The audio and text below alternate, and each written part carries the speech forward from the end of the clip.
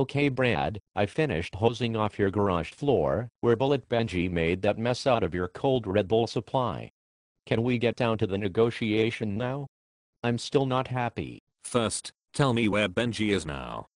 I don't completely trust any dog that the troll supplies to you.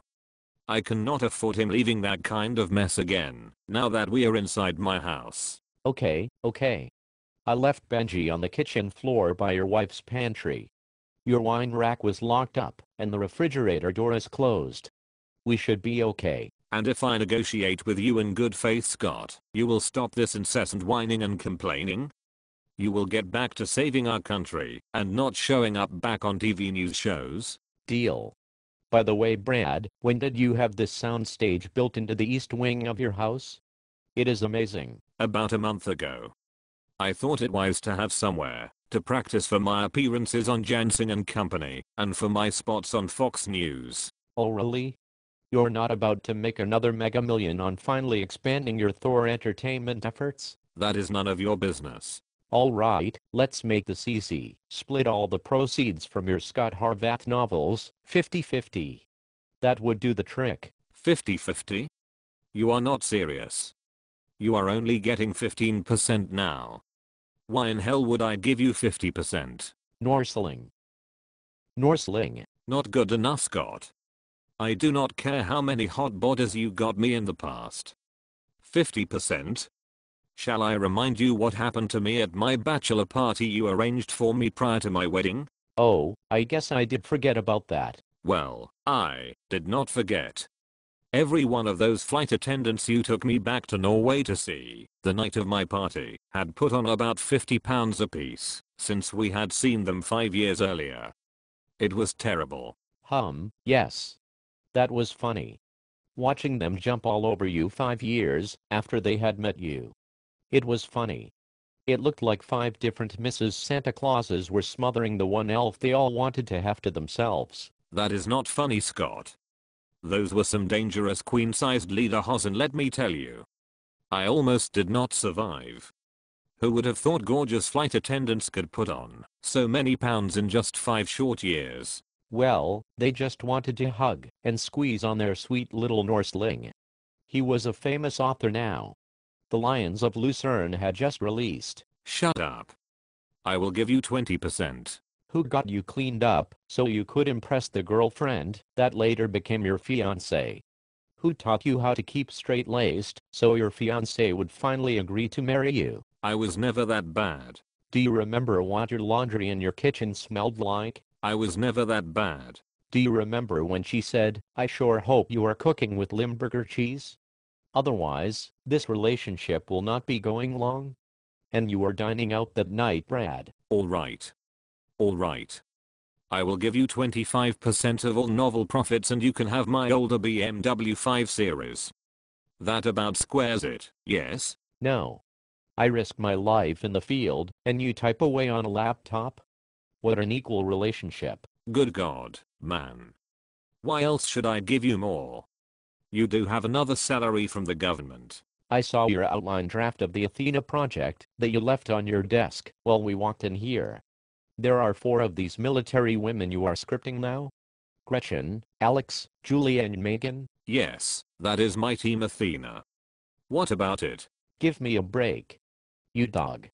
Gretchen Carlson, Megan Kelly, Alexis Glick and Julie Smith.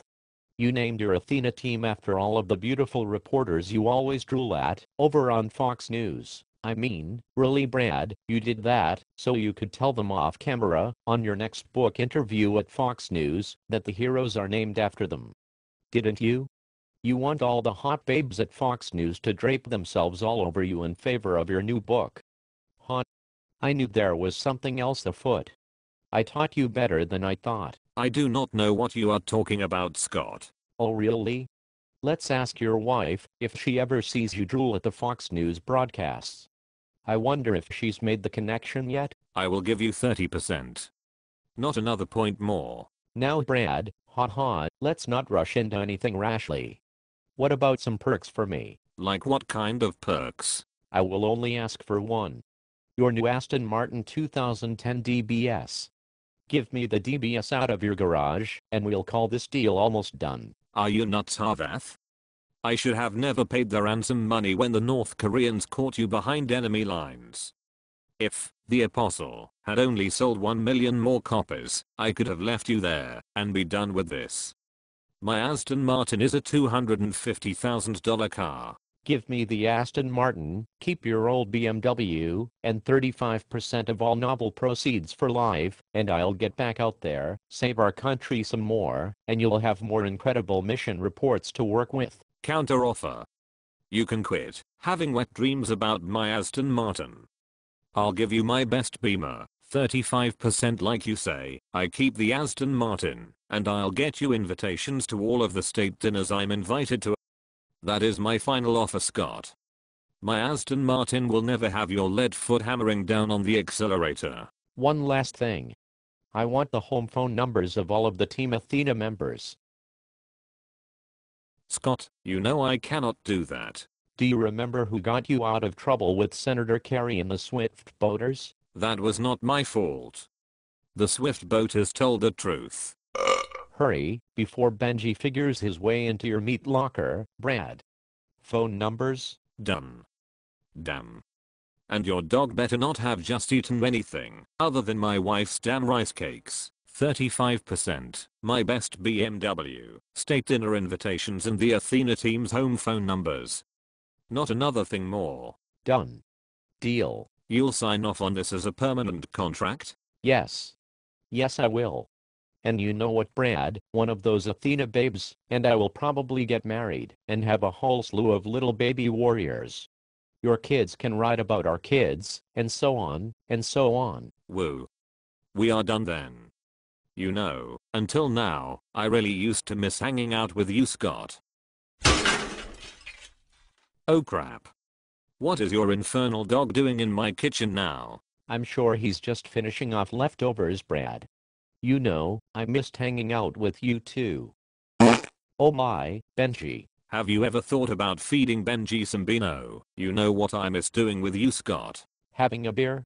Looking at mementos from SEAL missions on the wall of the bucket of blood? No, what we used to do after that. Play, unzipped liberal? Yes. Yes indeed. I've got a spare hour or two tonight. Who shall our targets be, my friend? Well, like I told my new psychologist, I wanted to get a naked Joe Biden on top of a naked Keith Olbermann, but my contacts at the Secret Service, although very happy about my idea, said they would not let me near the vice president. Well, Scott, who is in town tonight we can prank upon? Who would be good? Well, not that I was expecting to do this tonight, ha ha ha ha ha. Ha ha ha ha. But there is Alan Grayson getting off late tonight at the House chamber, and right across the street, Debbie Wasserman Schultz is working late on a bill. They'll both be leaving at about 9 p.m. tonight. How about we leave the two Florida freaks in a naked passionate embrace upon the steps of the White House walkway? Scott, my man, you just successfully closed your second contract of the night. Let's go, buddy. Did you bring your long-range tranquilizer pistol? I never leave home without it.